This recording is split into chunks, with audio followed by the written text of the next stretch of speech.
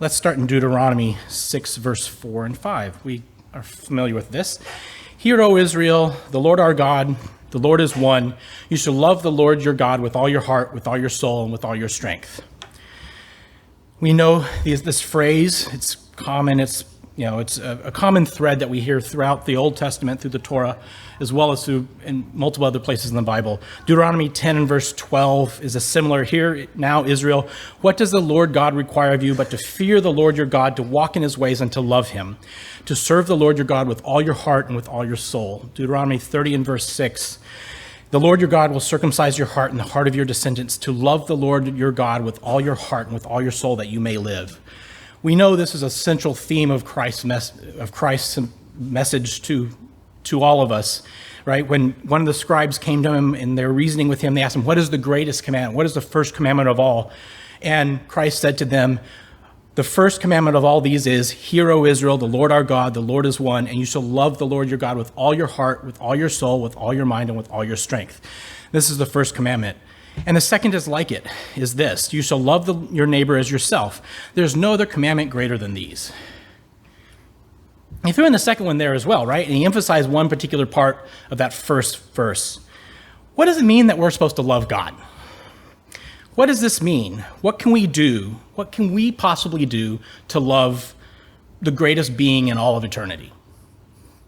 What can we do to love his son? In what manner can we do this? And what action can we possibly say? What action can we possibly do? What thought can we think? What is any of it relevant? How can we possibly do that? What does it mean to love our God?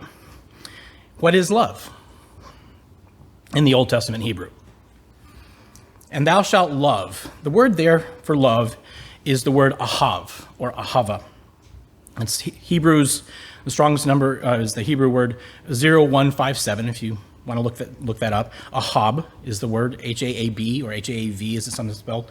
There's a couple of different variations on that based on the grammar and the syntax it's used in. Ahavah is another way it's used as well. This means love 208 times, lover, friends, beloved, liketh, lovely, loving.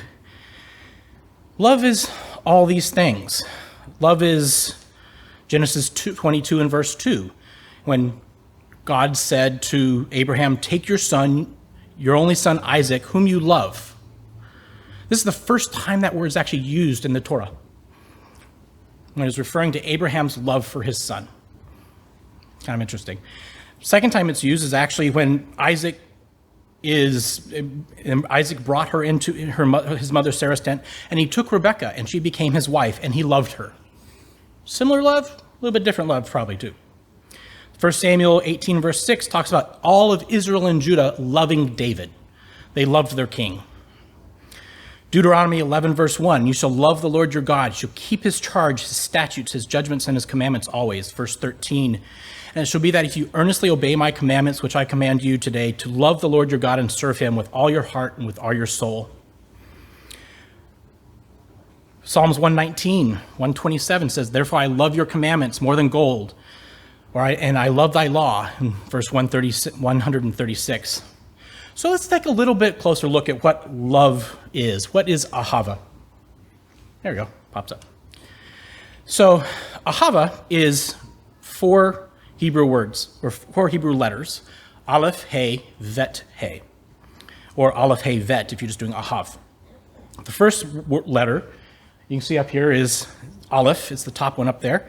That is God. It means it's the number 1 in Hebrew as well, because letters also have numerical meanings.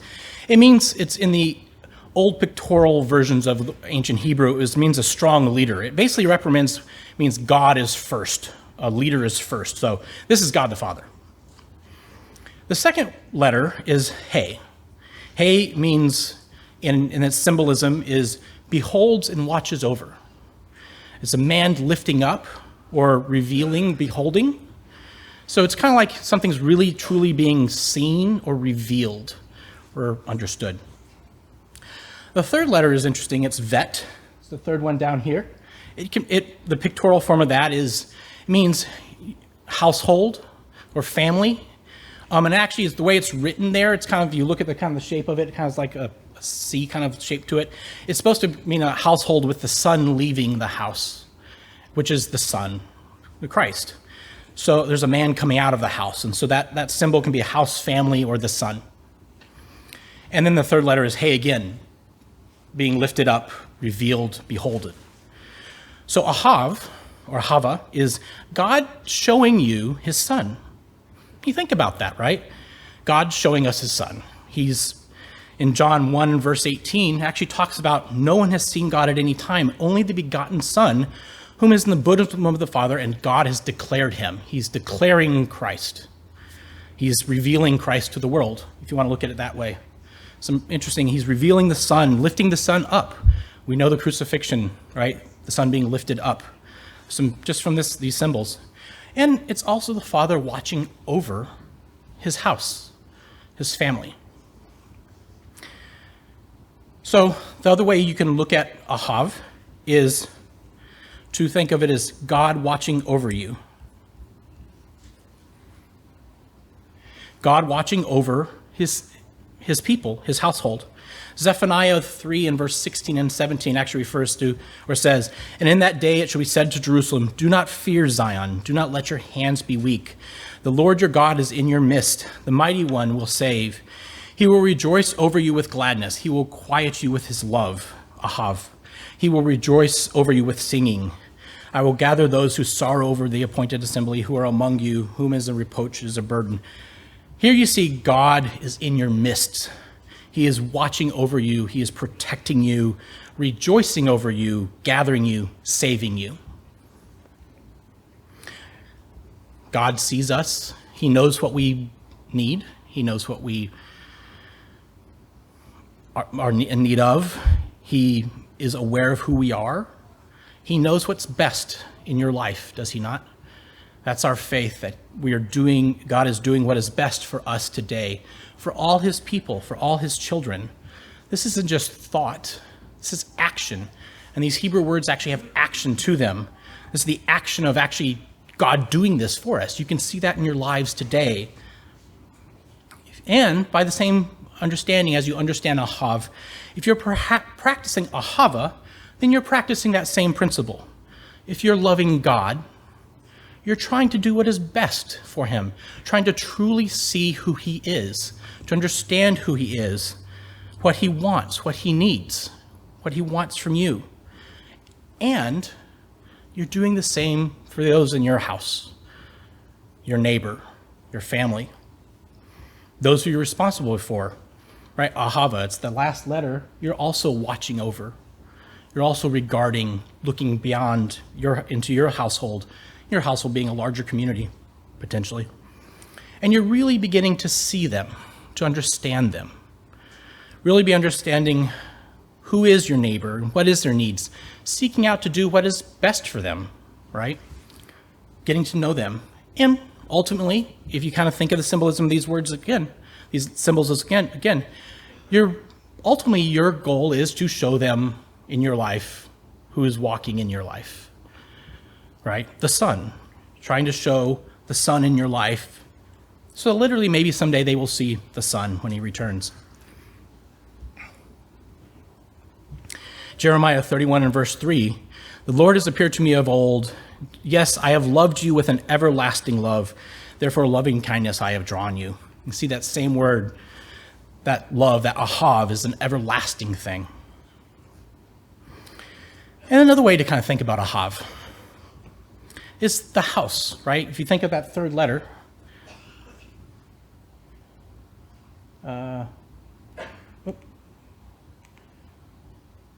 was the Son.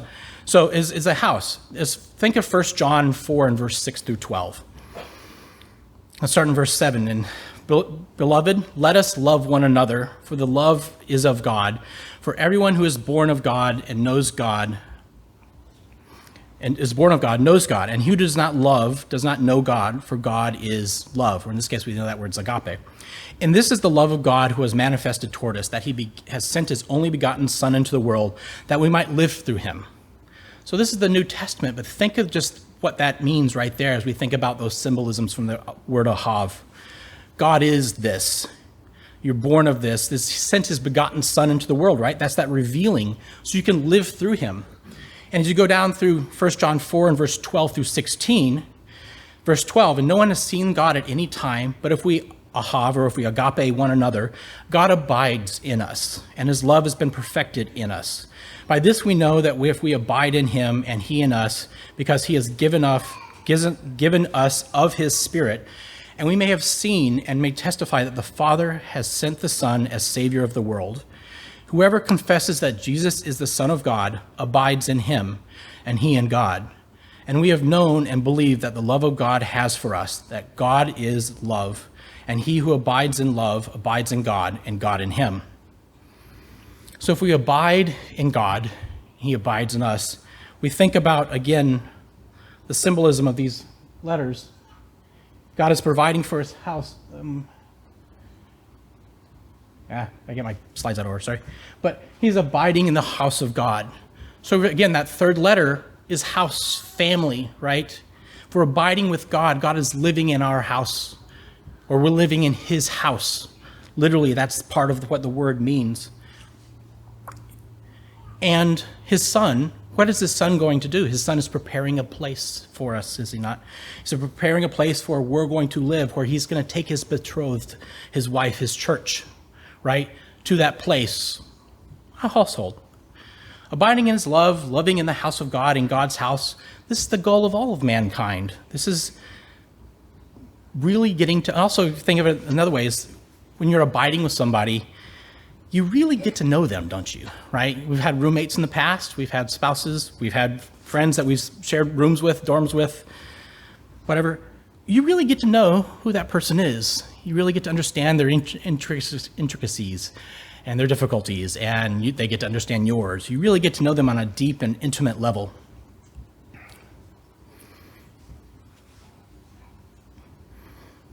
So let's go back and read Mark 12 and verse 28 and 33 again. And then when one of the scribes came, and having heard them reasoning together and perceiving that he had answered them well, asked them, which is the first commandment of all? And Jesus answered him, the first of all the commandments, hear, O Israel, the Lord our God, the Lord is one.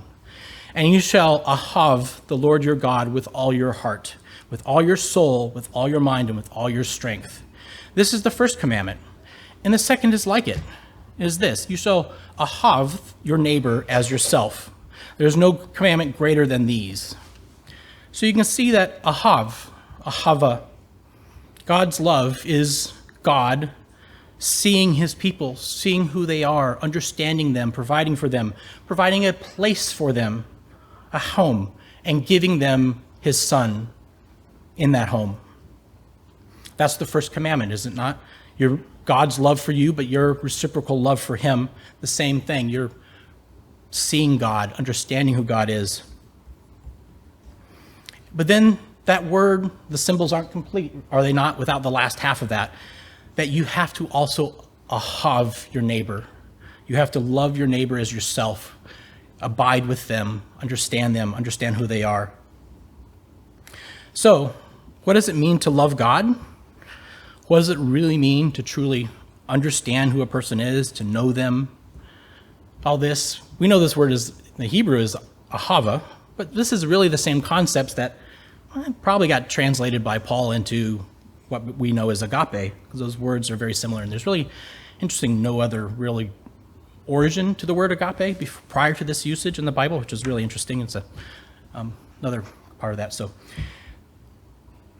So, hear, O Israel, the Lord is our God, the Lord is one, and you shall love the Lord your God with all your heart, with all your soul, and with all your strength. This is the first commandment, and the second is like it. You shall love your neighbor as yourself.